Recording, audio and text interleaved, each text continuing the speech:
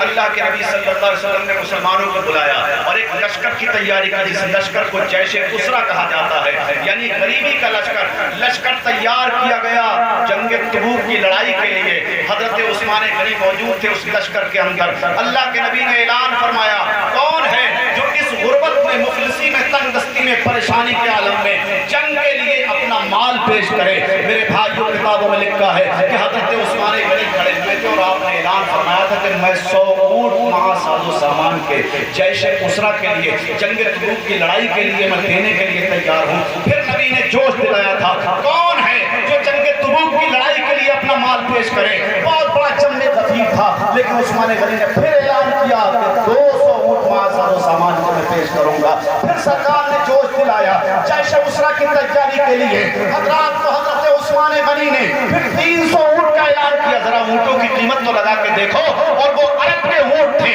ان کی قیمت کتنی رہی ہوگی؟ اور ساتھ میں پھر تلواریں بھی عطا فرمائی، ساتھ میں نیزے بھی عطا فرمائے، ساتھ میں برچھیاں بھی عطا فرمائی۔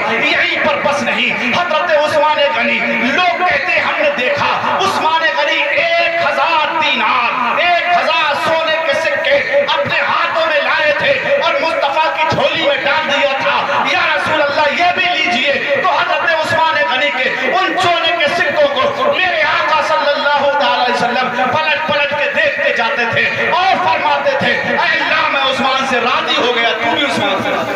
نعرہ تکبیر، نعرہ رسالت، ذکر شہدائے کربلا، شاد عثمان غنی، نعرہ تکبیر، نعرہ رسالت۔ اللہ عثمان سے راضی ہو گیا، یعنی عثمان نے آج جیش اسرا میں اتنی مدد کی ہے کہ میں راضی ہو گیا۔ اے اللہ تو بھی راضی ہو جا۔ اور پھر میرے آقا نے یہ بھی فرمایا، آج عثمان نے وہ کام کیا ہے جیش اسرا کی مدد کے لیے، اس نے جو کچھ بھی خرچ کیا ہے، آج کے بعد میں اس کا کوئی عمل اس کو نقصان نہیں دے گا۔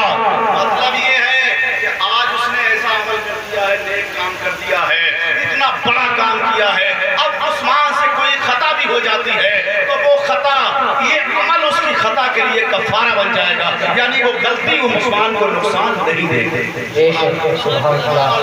کہاں کہاں دیکھو گے عثمان غنی کو؟ آؤ چلو، فاروق اعظم کا دور ہے، دور خلافت ہے۔ حضرات دور خلافت میں مدینہ شریف کے اندر قحط پڑ جاتا ہے ایک مرتبہ، اور مدینہ شریف میں بہت قحط پڑتے تھے، بڑی پریشانیاں اٹھائی ہیں لوگوں نے۔ حضرات اللہ کسی کو قحط سالی نہ دکھائے، اتنا لوگ پریشان ہو گئے کہ درختوں کی پتی توڑ توڑ کے کھاتے، اس سے گزارا کر رہے تھے۔ حضرات گھروں کے اندر گیہوں ختم، گیہوں کی روٹی نصیب نہیں، لیکن میرے بھائیو حضرت فاروق اعظم رضی اللہ تعالیٰ عنہ چونکہ خلیفہ تھے، بادشاہ تھے، آج جو کوٹا بڑھ رہا ہے، یہ جو گیہوں خرید کر کے اسٹاک گورنمنٹ کرتی ہے اور پھر کوٹے پہ 2 روپے کلو آپ کو دیتی ہے، یہ کوئی نئی بات نہیں ہے۔ آج سے 1450 برس پہلے یہ فاروق اعظم کوٹا بانٹ چکے ہیں۔ سبحان اللہ، فاروق اعظم کوٹا بانٹ چکے ہیں۔ دنیا چل رہی ہے، اسلام کی روش پہ چل رہی ہے، اسلام کا مزاج بھی یہی ہے، غریبوں کی مدد کرنا۔ سبحان اللہ، سبحان اللہ۔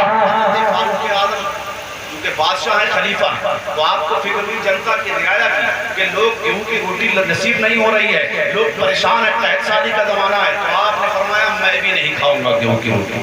اللہ اکبر، میں بھی نہیں کھاؤں گا جب تک کہ میری رعایا نہیں کھا لے گی۔ آپ نے کچھ لوگوں کو بھیجا کہ فلاں جگہ چلے جاؤ، جیسا کہ انڈیا میں مال ختم ہو جائے تو دوسرے ملک سے منگا لو، یا وہاں ختم ہو جائے تو انڈیا سے منگا لو۔ حضرت فاروق اعظم نے لوگوں کو بھیجا کہ جاؤ، اونٹ لے کر جاؤ، فلاں جگہ سے گیہوں خرید کر لاؤ، بیت المال میں لا کر ڈال دو اور کوٹا کھولیں گے اور لوگوں کو غلہ فری بانٹ دیں گے۔ میرے بھائیو حضرت فاروق اعظم رضی اللہ تعالیٰ عنہ نے اونٹ لے کر کے لوگوں کو بھیجا، وہ لوگ گئے، دور دراز کا سفر تھا، غلہ لینے کے لیے گئے، گیہوں لینے کے لیے گئے، ان کے آنے میں دیر ہو گئی، ادھر لوگ روٹی کے لیے پریشان تھے، گیہوں کی روٹی کے لیے۔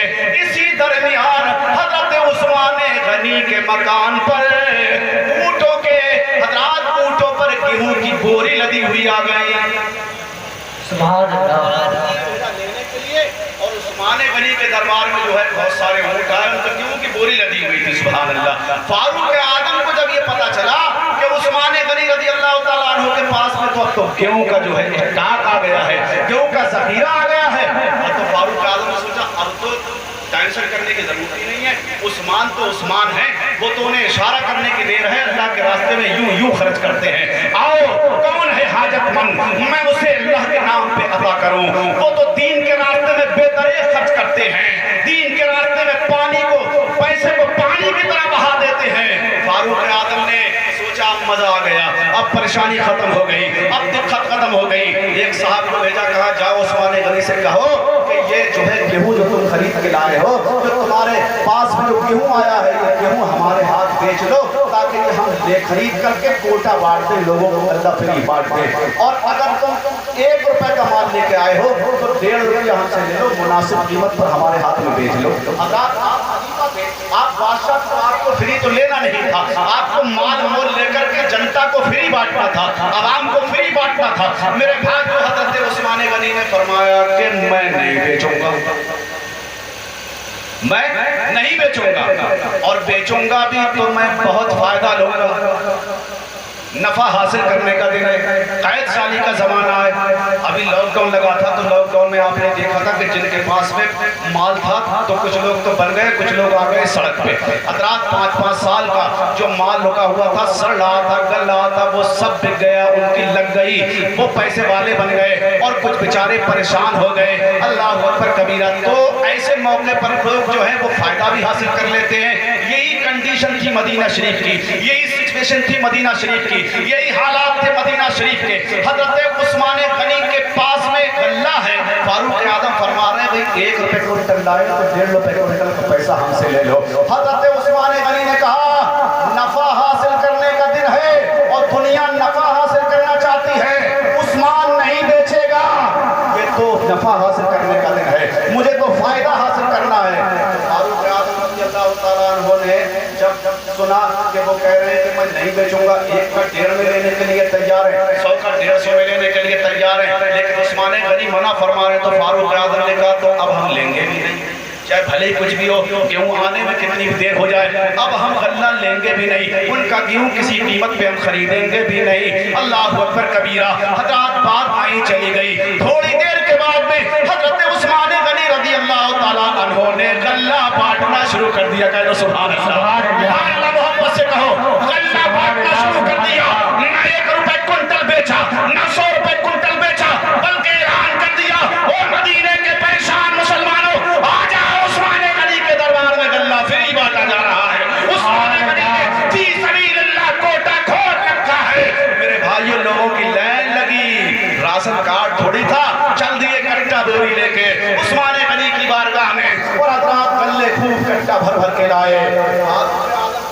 जनाब बोले भाई ये क्या मामला, मैंने तो इनसे मांगा था बोल कि 100 का 150 में दे दो, हम 150 में अब ये फ्री बांट रहे हैं। तो हज़रत फारूक आजम खुल गए और फरमाया क्यों उस्मान गनी, मैं तुमसे कहा था बेच लो, मेरे हाथ बेच लो, वो लोग परेशान हैं, और जो है मैं लोगों को गल्ला मुझे बांटना है, गल्ला लोगों तक पहुँचाना, उनके घरों तक गेहूँ की रोटी उनके घरों में नहीं बन रही है, परेशान है लोग, और आप हैं कि अभी कह रहे थे कि मैं फायदा हासिल करूंगा और अब आप फ्री बांट रहे हैं। तवज्जो से सुनना मेरे भाइयों। तो उस्मान गनी ने कहा था कि हुजूर अमीरुल मोमिनीन सरकार, मैंने यही तो कहा था कि नफा हासिल करूंगा, कुछ और थोड़ी कहा था, यही तो कहा था कि फायदा कमाने का दिन है, फायदा कमाने का दिन है, तो मैं नफा हासिल करूंगा। तो फारूक आजम ने कहा मैंने भी तो कहा था नफा ले लो, 100 का 150 में ले लो, अब तो आप फ्री बांट